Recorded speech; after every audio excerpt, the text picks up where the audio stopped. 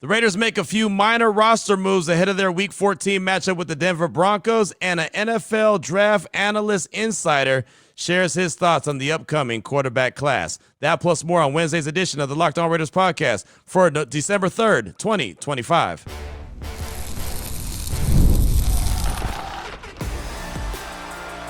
You are Locked On Raiders, your daily Las Vegas Raiders podcast, part of the Locked On Podcast Network, your team every day. Welcome in, Raider Nation, to another edition of the Locked On Raiders podcast, part of the Locked On Podcast Network, your number one sports podcast network. Very proud of that. Very proud of the hard work that everyone across the network did to make us the number one sports podcast network out there. So definitely not going to hesitate to brag on that a little bit. Again, that is a heck of an achievement. So shout out to the Locked On Podcast Network for being number one. And of course, everyone who has supported the network, including you, Raider Nation, and very proud of the fact that you continue to support this show, even though a bad season's going on. 2-10, doesn't see another win coming in sight, but for you to show up to the show each and every day, we definitely appreciate that. We appreciate the fine work that my man Ari does behind the scenes, making sure we look good and sound good by way of the YouTube page. And trust and believe, that is not easy. So shout out to Ari. He's on Twitter at Ari Produces. You can hit me up as well at your boy Q254. And we got the Locked On Raider podcast voicemail line at 707-654-4693. We'll hear from you as we close out the show. We normally do. Calls, texts, a lot of really good feedback based off everything that's been going on with this team,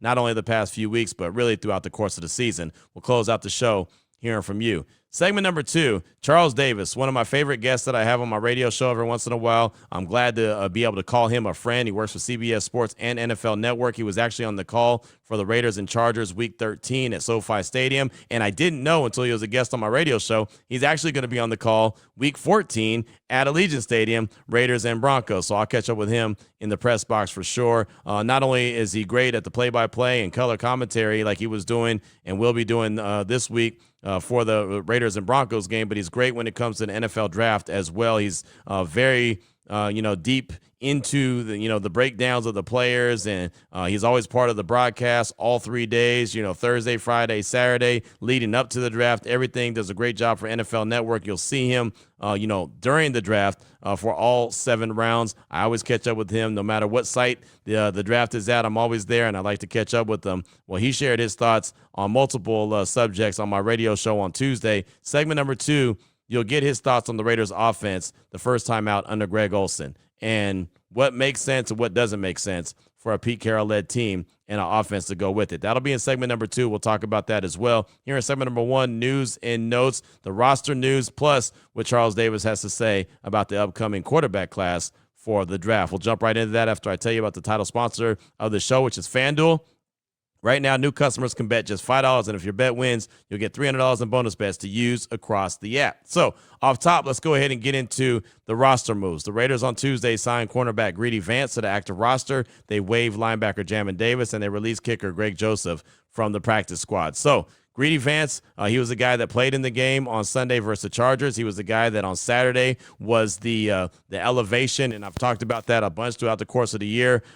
Don't be surprised when you see Raiders PR tweet out or the Raiders in general tweet out on Saturday afternoon or evening, hey, we've elevated insert player to the active roster for Sunday's game. And then a lot of times they'll revert back to the practice squad following the game. Well, Greedy Vance is a guy that they elevated on Saturday. He was an undrafted free agent out of USC, a guy that we talked about, I feel like, quite a bit throughout the course of training camp because he was getting a little bit of attention and seemed like he was a guy that could potentially grow a little bit, but hasn't really done too much this year. But now he's added to the active roster. They waived linebacker Jamin Davis. He was a guy that got a little bit of burn on the active roster. They make room for a Greedy Vance on the active roster by waiving Jamin Davis, and by waiving him, right, he obviously has to clear waivers to be added to or signed as a free agent to any other roster. But he can be claimed by another team, or he can be reverted to the practice squad if the Raiders so choose to. But they have to have a spot on the practice squad to do that. Well, they made that spot on the practice squad by releasing kicker Greg Joseph. He was the guy that was brought in as competition for Daniel Carlson, which more was really like, hey, look over here. They're bringing in other kickers because Daniel Carlson isn't getting it done. I don't think there was any real competition. I think it was just hey, this is what's going on, and you've got to start kicking a lot better. And to his credit, he has. So I'll give him credit for that. The Raiders did the same thing when they waived Chris Smith, I should say, when they waived him. And I said, oh, yeah, they made a spot on their practice squad so he can clear waivers and they could put him on there. Lo and behold, the Rams actually claimed him off waivers and put him on the active roster. So Chris Smith is now with the Rams, and, well, they just didn't get their guy that they thought was going to come back. So maybe they'll get Jamin Davis. Maybe another team will pull what the Rams did and sign him to their team by claiming him off waivers. But more likely than not, you'll see Jamin Davis clear waivers and end up on the Raiders practice squad. So that's just, like I said, the minor roster moves that they made ahead of Week 14's game versus the Denver Broncos. And I still expect to see some elevation coming up on Saturday like they normally do. Now, real quick, wanted to get into what Charles Davis had to say about the potential quarterbacks in the upcoming draft. And I know it's early. It's early December. I don't even like to deal with, the draft right now, but it is what it is. Everyone knows the Raiders are going to have a top pick. Everyone knows that they need a franchise quarterback. But is their guy they're going to be there for them? Do they see a guy that they identify as their franchise quarterback? Don't just go get one because you need one. Get one because you see a guy that you like, you identify him as your guy, and you're going to build around his skill set, not try to fit him in with what your system says he should do. Here's Charles Davis on potential quarterbacks in the upcoming draft responding to my question. Check it out. I know it's not draft season yet. Is there any idea? Do you have any quarterback at the top of your head that you kind of like at this stage of the game? No, I do not. Say, I hear you. But you know what we heard last year, though? Hey, if you need a quarterback, next year is going to be the year to get it. I feel like we hear that every year. And Q, you're exactly right. But this year was supposed to be a particular bonanza. And when preseason, it was like a wealth of riches. Yep. Right now, where we're sitting, the Indiana kid, Mendoza, is probably top of the food chain. Yep. But I don't know that he's top of the food chain like, hey, everybody's got to go get him in the top 5. Right now, as we sit here, and there's a long way to go, this could all change, and it always does. You and I know that. But if we're sitting here right now, December 2nd, correct? Yep. I will tell you it feels more like Kenny Pickett year. Because, Kenny came out and was, 22, and he's the first quarterback taken? Yep, sure was. And then the next 2 quarterbacks didn't go into the 3rd round. I don't know that we'll go that deep, but we're not as we sit here today, this is not a day where we're going to say, hey, all you quarterbacks, go get fitted for a suit. You're going in the top 10, because that's not happening. So Mendoza probably number 1, but Charles Davis at this point doesn't see this as that stellar class that many talked about, right? And you remember it last year. It's like, hey, man, if you need a quarterback, it's the next year. It's not this year, right? And I don't think that, Cam Ward is a guarantee to even be the Tennessee Titans' long-term quarterback. I think that the Tennessee Titans went out and got him because they know that they needed a quarterback, and they got desperate and said, well, who's the best one out of all of them? And they decided Cam Ward was that guy, right? And then you saw Jackson Dart. The Giants traded back up into the back end of round 1 to go get him. You saw a guy like Tyler Shook go later on to the Saints. You saw a guy like Dylan Gabriel go to the Browns. You saw Shedeur Sanders go to the Browns. But it didn't seem like it was a very stellar draft class when it came to quarterbacks. Then I don't know how stellar it is this year. And I know there's guys like Mendoza, there's guys like Simpson, there's guys like Moore, right? I think that all those guys have their warts. There's other guys as well that are out there and available. But, 1, are they going to come out? 2, do they have enough experience? I think a guy like Simpson does not, right? There's a lot of different guys that you could take a look at and say, yeah, but, and decide that that's not your guy. So we'll see. And there's, like Charles Davis said, there's a lot of time between now and then. And some guys, maybe even this upcoming weekend, championship weekend, they'll have an opportunity to prove that they could be that franchise guy. And as John McClain always tells me, Q, don't worry. Somebody will wow teams at the Combine in Indianapolis at the Underwear Olympics. And, he's not wrong about that. We'll hear more from Charles Davis coming up in segment number 2. Before we get to that, though, I do want to tell you about the media schedule for today. We'll get a chance to meet with head coach Pete Carroll and quarterback Geno Smith and, of course, Ashton Jeanty, 11:35 to 12:20. So 11:35 a.m. to 12:20 this afternoon. We'll talk to those guys in the indoor facility at the podium, and the locker room will be open. So we'll be able to talk to any player available at that time. Practices at 12:45. I won't be there for that because I have my radio show starts at 2 o'clock, so I got to hustle back to the house and get ready for that. But Pete Carroll, Geno Smith, Ashton Jeanty, and anyone in the locker room, fair game for your boy. If I get anything good, I'll definitely bring it to the show. But coming up in segment number 2, speaking of good, Charles Davis talks about the Raiders offense after talking to coaches, talking to players ahead of game number 12 and week number 13, their action versus the Chargers this past Sunday. You'll hear that coming up in segment number 2 of today's Locked On Raiders podcast.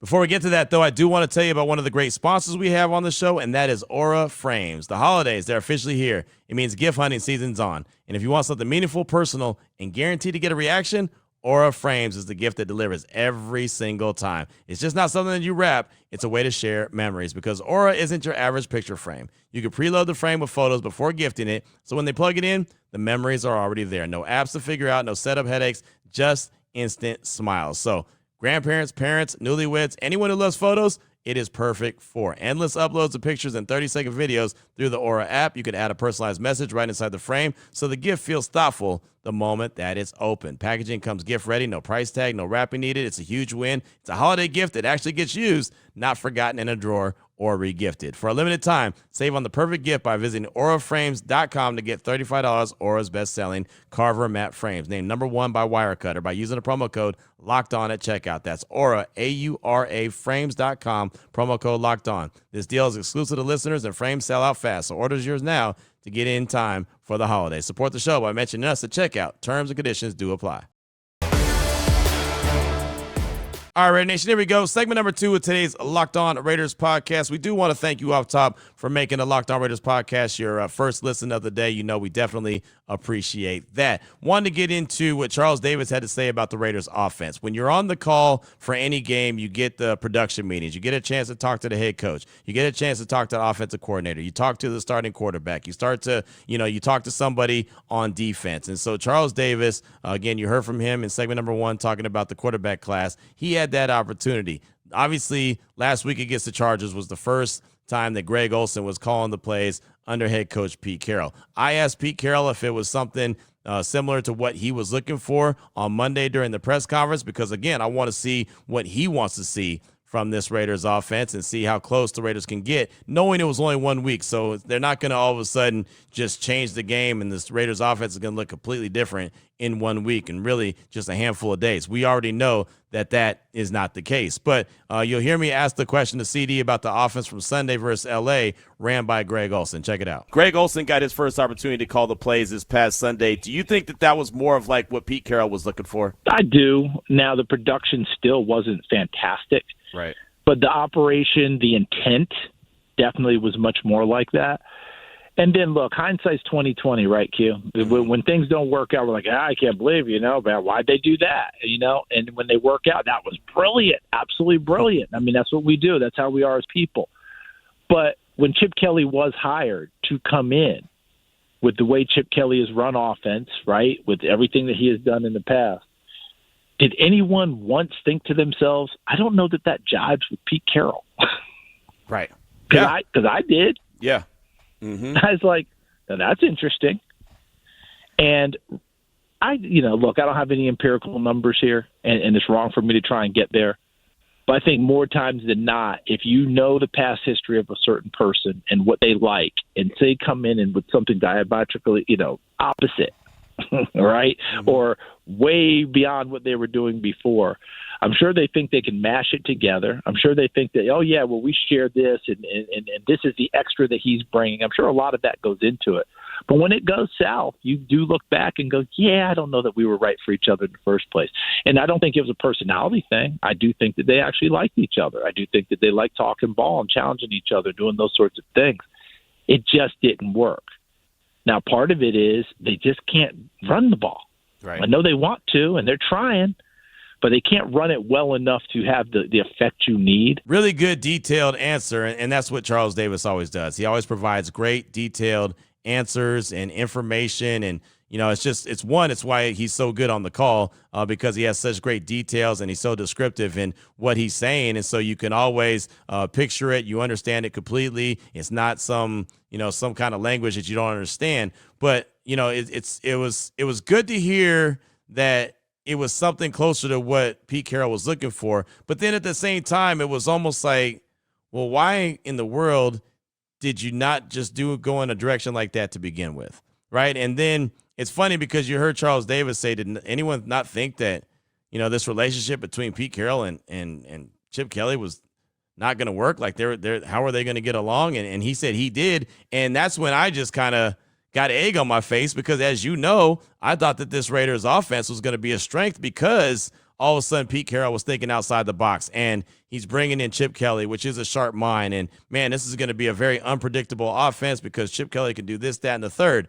And it was everything but that. But my thing, and it's funny, I still remember being in New Orleans on Radio Row ahead of Super Bowl 59 when we all got the news that Chip Kelly was going to be the OC, and I thought, man, this does not seem like a Pete Carroll hire. This is not the kind of coach I expected to be Pete Carroll's, offensive coordinator. But again, I just thought, all right, well, Pete Carroll's trying to show that he has evolved. Pete Carroll's trying to show that doesn't have to be the same cookie cutter offense that he's always ran. Like, he was out of football for a while and he learned a lot. He observed a lot. He saw Chip Kelly at Ohio State, and he liked what he saw and wants to bring that to the NFL. And I thought, man, okay, way to go, Pete Carroll. Little did I know that it was an arranged marriage, right? And so that's the big problem. And so now the Raiders have to decide.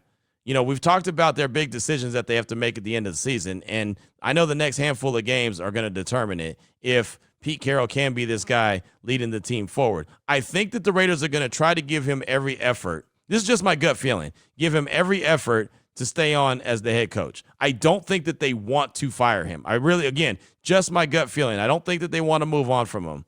But if they're going to keep him, they've got to let him bring in who fits with what that he wants to do, straight up. And look, Pete Carroll, he may have a decision to make, and we've talked about it multiple times. They may say, Pete, look, we don't want to fire you. We don't. We're not in the business to hire and fire head coaches. You've got multiple years on your deal. You've got a track record that shows that you can do this.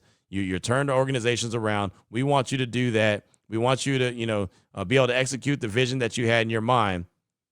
But your son is going to have to go. The offensive line is not doing what it's supposed to do, and you're going to have to move on from him. And he might say thanks, but no thanks, as a lot of fathers would be like, hey, I don't have the stones to fire my son. I don't want to do that. So we'll just mutually part ways. I could see that happening. I could see him having to make the tough decision to move on from his son if that comes down, if that's the ultimatum that this team puts in front of him. And if they do and he stays on, however he gets there, if he stays on beyond this year, he has to get an offensive coordinator that fits with what he wants to do. Regardless if we think that, oh, man, this is going to be a basic offense, this is going to be, this isn't going to be creative enough, it's not 2025, 2026 enough, whatever the case may be, you want to see Cliff Kingsbury-ish, you want to see stuff like that. Like, you might not see that, but to give them a chance to even have a little bit of success, they have to be able to allow Pete Carroll to bring in his own guy, and obviously it's not a Chip Kelly type guy. And the offense that Chip Kelly wanted to run is not the kind of offense that Pete Carroll wants to run. And you saw Greg Olson have at least a effort to try to run the rock, right? 19 carries for Ashton Genty on Sunday. So you saw them have that attention to detail. Genty mentioned it after the game that, hey, it felt like that there was more emphasis on running the ball, which is something that Pete Carroll's been preaching. So for them to execute any form of offense, for them to be able to make Brock Bowers that much more of a weapon, Michael Mayer that much more of a weapon, other wide receivers that much more of a weapon, they've got to have a run game, right? They're obviously going to have an overhaul with that offensive line. I feel like they need at least 2 to 3 starters on that offensive line. They need to find a way to get them, whether it's through the draft or free agency, right? And who knows, maybe Caleb Rogers is going to be one of those guys. Maybe Charles Grant will be one of those guys. We don't know. We haven't seen enough of those guys yet, but they need to at least fill 3 voids. I think that they probably need they need a center, and I feel like they need 2 guards. They also need to decide what they're going to do with Jackson Powers-Johnson. Is he in? Is he not in? Was Pete Carroll down with them? Was Chip Kelly the issue with JPJ? Like, who did not like JPJ, right? Because clearly there is a disconnect. So what are you going to do with him? What is he going to play? What role is he going to play? Is he going to be your center? Is he going to be your guard? What do you want him to do? Just pick a spot for him. Let him be there. He doesn't need to compete with Alex Kappa. We know that that's a cap, right? Alex Kappa and JPJ shouldn't be competing with each other, right? But you have to make decisions. So I just hope that if they do decide to keep Pete Carroll, and I think that it's heavily, going to be heavily talked about between now and the end of the season. If they do hold on to him, they have to allow him to be able to pick the offensive coordinator that best fits with what he wants to do. not what necessarily Tom Brady wants to do or Mark Davis wants to do. It has to be what the head coach wants to do. That's the only way this thing is going to have a chance to look somewhat successful and be somewhat successful in 2026. What's on your mind? Your calls and texts will close out the show. 707-654-4693. We'll hear from you next. Before we get to that, though, I do want to tell you about the title sponsor of the show, and that is FanDuel. NFL Sundays, they move fast. One big play, suddenly everything feels different. That's what makes live betting with FanDuel so exciting. You're not just watching the game, you're actually reacting to it in real time. With FanDuel, you can place bets as the action unfolds, every drive, every momentum swing, every highlight moment. Live betting is best when the game starts to shift, a receiver gets hot, a defense tightens up, or the momentum flips after a big turnover. FanDuel lets you jump into the moment. Live spreads and money lines adjust instantly. Player props update as guys heat up. You can bet next touchdown scores, drive results, totals, and a whole lot more. It keeps you locked into every snap, every drive, and every possibility. So if you want to ride in the middle of the action this season, you want to be a part of it, visit FanDuel.com and place your NFL live bets all season long. FanDuel, the game moves fast, and so can you. Here we go, Raider Nation. Segment number 3 of today's Locked On Raiders podcast. Your calls and texts draft that Locked On Raider podcast voicemail line, 707-654-4693. Let's start off with a call from Raider 783. He's calling to talk about the offensive line, one-and-done coaches, and what may need to be done in order for head coach Pete Carroll to stick around in 2026. Here's Raider 783. Hey, Q, just a couple quick thoughts to what I was talking about. Just first one, belabor the obvious. Offensive line been a big issue. For me, the check engine light has been blinking red for like 4 years, and I didn't feel like it really got talked about enough until last year. And obviously now the engine is seized up, and it's all we can talk about because it's a big issue. I can see they made some subtle tries to try to make it better. And this year they're not going to have to be so subtle. They're going to have to really go after it. Second, I hate the idea of a one-and-done coach. I didn't like doing it to Pierce. I don't like doing it to Carroll, but I can see in both cases where it's probably necessary. But if Pete Carroll manages to hang on to the job, because he does have a very long and well-deserved reputation as a coach, I mean, going all the way back to when he coached Roman Gladiators in the year 225. So if he keeps the job next year, I have an idea to make his offseason a little easier. Maybe somebody can tug Brennan Carroll's coat, or maybe he'll read the room, and he'll tell his dad that he needs to take a year off from football to go backpack across Europe, or college football is where his heart is really at. That might make life a little easier for Pete. So anyway, man, thank you and Ari for the show that you do. We appreciate the information and entertainment. Go Raiders.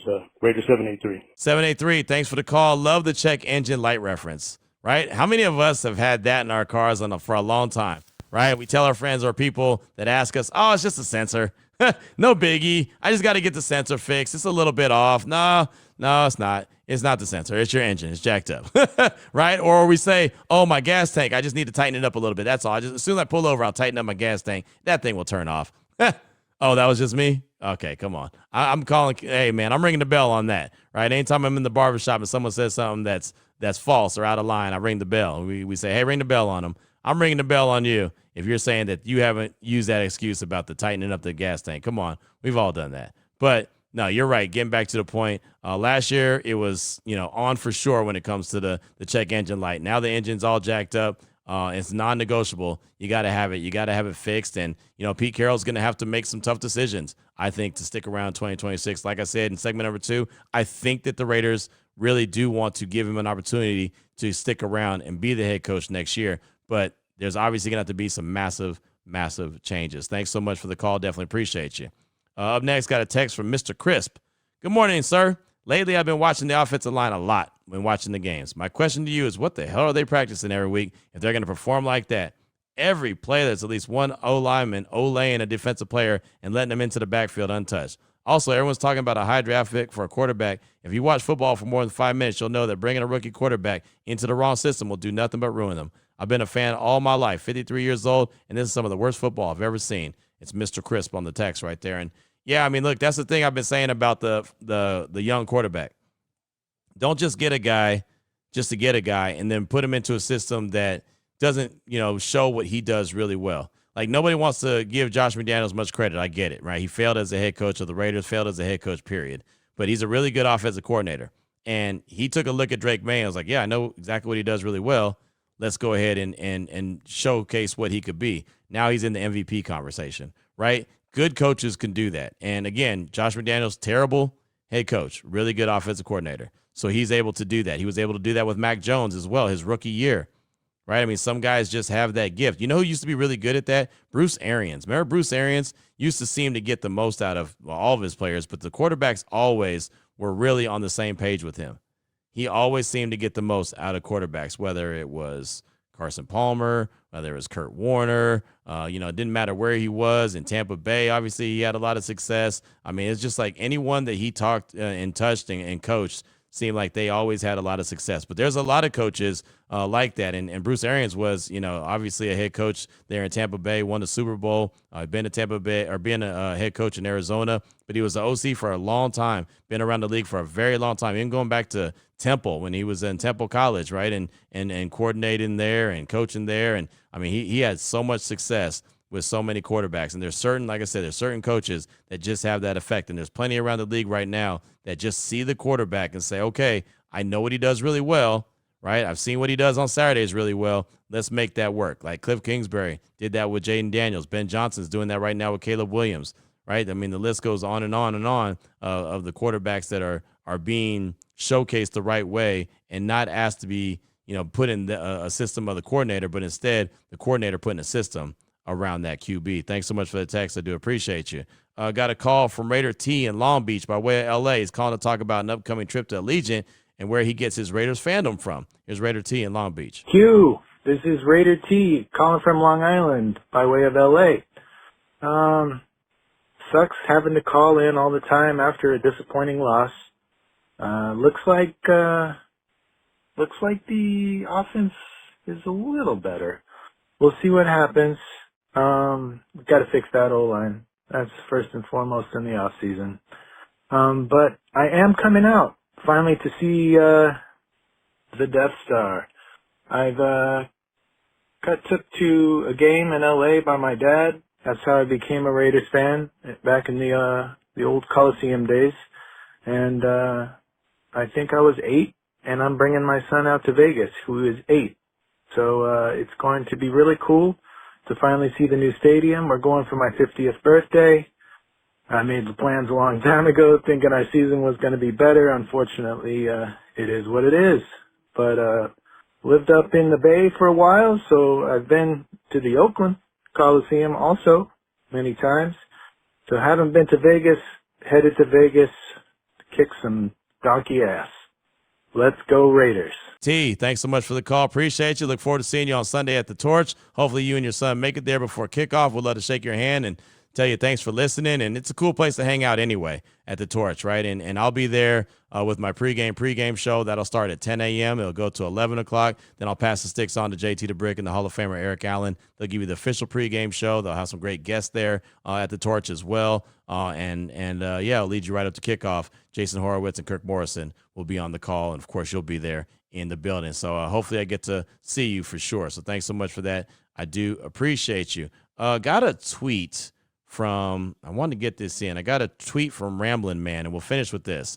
Q, my guy, I love your show. Love the vibes. I listen to Spotify pod every day. Thank you for the show. It's dope. And to the wizard of the production, anywho. Never called in or anything, so I figured I'd just let loose for my first time. Message to Raider Nation. Coaches, current and future, department heads, managers, and ownership. Stop saying the Raiders don't have an identity. That's a damn lie. We do have one. We've just forgotten how to wear it. We're the vertical shot downfield. We're the defense that hits you so hard you start seeing ghosts. We're speed, violence, and swagger. Always have been. That's Al Davis football. That's the code. We draft freaks, big, fast, angry, maybe a little reckless, because that's what wins in silver and black. The 80s, 90s, and early 2000s, those weren't different eras. They were proof of concept. Plunk in the branch, bow-breaking bodies, Gannon and Rice carving defenses apart. That was us. Now, we got people acting like we need to find ourselves. Nah, we know exactly who we are. We just stopped living it. If Pete Carroll and John Spytek don't want to build that kind of team, the one that plays mean, fast, and fearless, they could pack it up, because anything else ain't Raider football. We don't need balance. We don't need bite. We need to stop playing safe, stop apologizing, and start hitting first again. The Raiders have always had an identity. It's just waiting for someone with the guts to unleash it again. Just win, baby. The real way. Robert Christopher Baker, Ramblin' Man, location-wise, but been Raider since birth.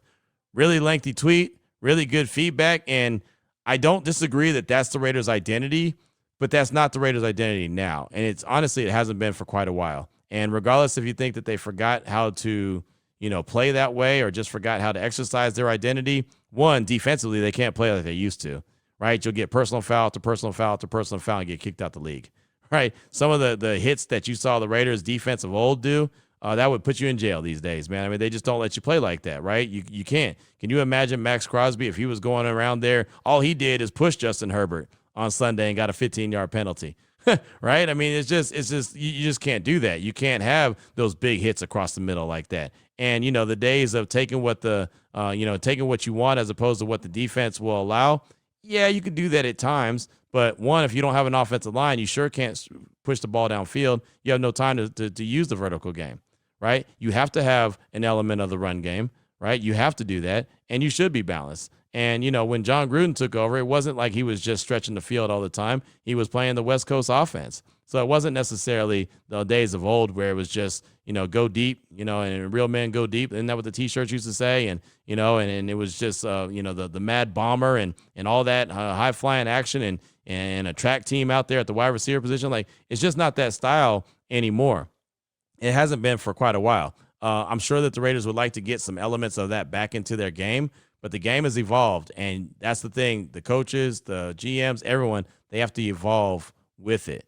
Elements of that, sure, but you've got to be able to evolve as well. Thanks so much for the tweet. I definitely appreciate you, and there's many different ways to get in on the show. You could tweet at us, you can call us, you could text us, 707-654-4693, and, of course, at Ari Produces on Twitter and at your boy Q. 254. We got the crossover edition coming up on tomorrow, so we'll take a look at the Denver Broncos. Sarah Benninger, one of the hosts of Locked On Broncos, will join the show. Him and Cody Rourke do a great job, but it'll be Sarah that'll be on the show with me, and so we'll break that down. We'll talk storylines, we'll talk matchups, and, of course, we'll talk about past the victory, how each team could come away at the win. So we'll do that on tomorrow's show, and we'll close out the week really strong on Friday, but the crossover edition comes up tomorrow. So until then, Raider Nation, take care of yourself, take care of your family, love on your family. Most importantly, as always, just win, baby.